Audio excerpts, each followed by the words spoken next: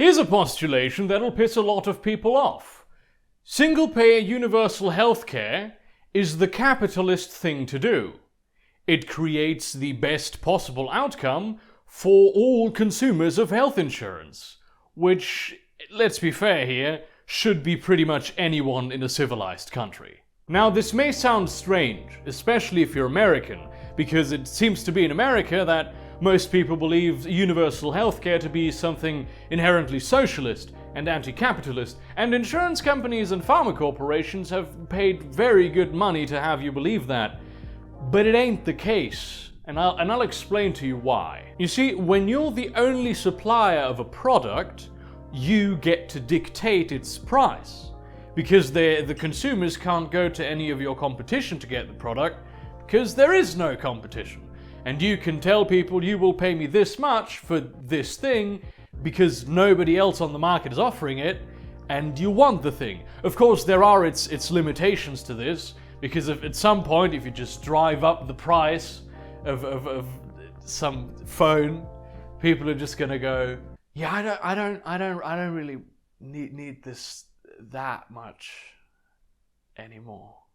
But you can go a long way, especially with healthcare. Here's the thing though, this concept also works the other way around, right? So if you're the only consumer of any product, you get to dictate its price, within reason of course. You'll have a hard time convincing your potential supplier to produce something for you at a loss. Of course, this isn't a situation that happens all too frequently, at least not for the everyday consumer, and especially not in healthcare because, I mean, there's a lot of consumers for healthcare. But first, let's separate the terms healthcare and health insurance to make sure we're all on the same page here. Healthcare shall be doctors, therapists, pharmacy manufacturers, all those people involved in making sure you get the treatment you need to recover from your illness, or stop being injured, or not die from an infected toenail. Health insurance, on the other hand, are the people who will pay the bills the providers of health care will send you in exchange for a monthly fee. After all, you can't really know when you'll get cancer or when you'll be involved in a car accident or any of that, and very, very, very few people are capable of shouldering the immense cost of healthcare just on the spot, without going into massive debt and become the slave of a bank. This is also where the capitalism comes in, right? Right now, in America, people who have health insurance are customers of health insurance. This means that the people who pay your medical bills and negotiate with healthcare providers on your behalf don't actually care that you get the best possible treatment. Instead, they care mostly about making the most money off you and your treatment. This means that they'll try to make the fees you have to pay to them as high as possible, and they'll also ensure that they can roll as much of the cost for the medical procedures over to you so they don't have to pay for them. Even though they would like you to believe otherwise, insurance companies don't have your best financial interest at heart. But what if we stop thinking of people as the customers of health insurance? What if health insurance becomes the customer of healthcare instead? What if, instead of having an insurance firm that is mostly interested in generating profits for its shareholders, we have an insurance firm that is interested in providing the best medical treatments to its members? One of the reasons why healthcare in America is so incredibly expensive is because the providers of healthcare are the ones who get to set the price. Not only do you become acutely aware how much more worth your life is than the money you have in a situation where you need that treatment that'll save your life, but insurance firms are generally not allowed to negotiate for those prices. This is why healthcare is so incredibly expensive in America. The government literally spends trillions of your tax money every year on affordable care because lobbyists, and yes, also the Republican Party, changed Obamacare enough before it was passed to turn it into this.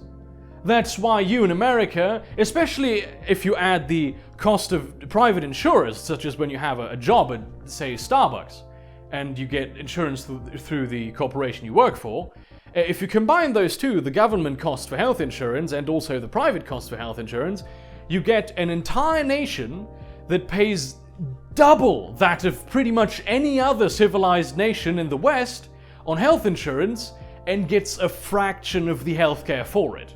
Here are some products and procedures that have different costs in different countries. They're the same product, Americans just have to pay much more for them, because they're not allowed to negotiate or not able to negotiate from a strong position. Most of the money spent on healthcare is not actually spent on improving quality of care or even care at all. Instead, the money goes into the pockets of obscenely wealthy business magnates who have greased the palms of their politician buddies to allow them to give you a bad deal. This is where the consumer monopoly comes back into play. This public health insurance firm you'd be creating would be allowed to negotiate with healthcare providers, which would automatically drastically lower the costs. The people who would be buying healthcare on your behalf would be industry professionals and not you, who will be in a desperate situation when you actually require the healthcare. And all you have to do is pay the relatively low monthly fee to the general pot, so they will do it for you and foot the bills. Now, before you come at me and say that they would just gouge prices until healthcare became terrible and nobody wanted to become a doctor anymore, keep in mind the following two things. First of all, this insurance firm has the stated mission of providing the best healthcare for its members, not just the cheapest. It's its objective to give you the best bang for your buck, as it were, right? We know that all these medicines and procedures can be done much cheaper to the very same quality, otherwise they wouldn't be sold at those prices in the rest of the world, right? Second of all, this has been proven to work in every single other Western country, right? There is no reason to believe that it wouldn't work in America. Absolutely none.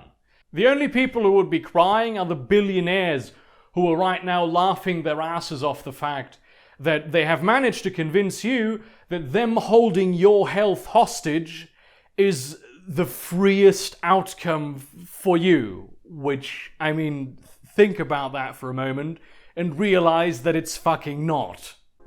Now, to summarize, single-payer universal healthcare would mean to have one publicly owned healthcare firm that can negotiate with healthcare providers on your behalf to make sure you get the best treatment for the cheapest possible price.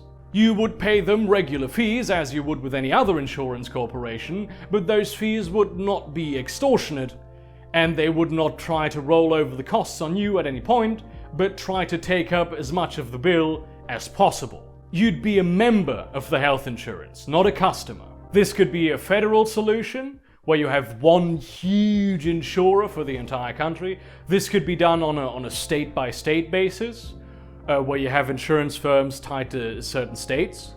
This could not be tied to geography at all, but have a vast array of such public insurance firms, like there are in Germany. They just have to work together when negotiating for contracts with the medical industry.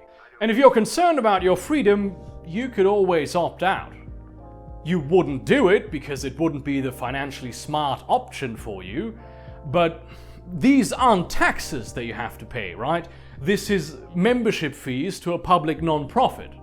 You can always say no. It's just that if it's not very smart of you to say no, because then you'll get hit with healthcare fees at some point, and they will still be really fucking expensive.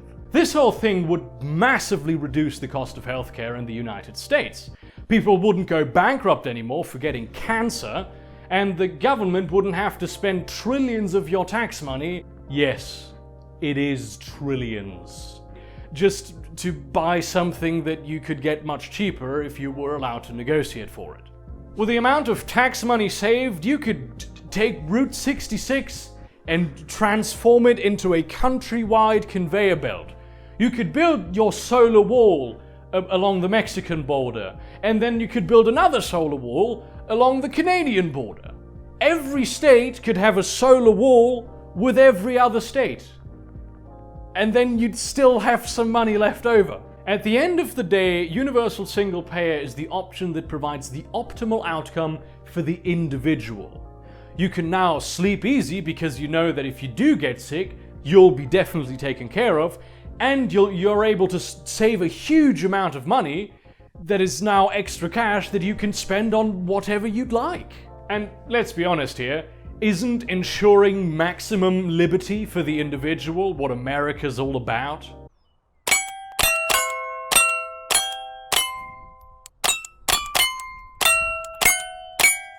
Right, so I recorded this video with my new Super HD 1080p webcam. At least that's what it says on the tin, that's what it says on Amazon. I don't know how this will result in, what this will result in. It's much more easier logistically for me to film with this because my phone is a massive cunt. But I do want to hear your opinion in the comments if you think that I should film with this or my phone. Audio still goes over the lav mic. But yeah, the whole recording situation is kind of changing. The webcam I'll use for streams and such things, but I just want to know if I can actually record with videos with this because I'm not too certain, so I want a couple more opinions. Well, until then, all of the people who like me, see you around, cunts.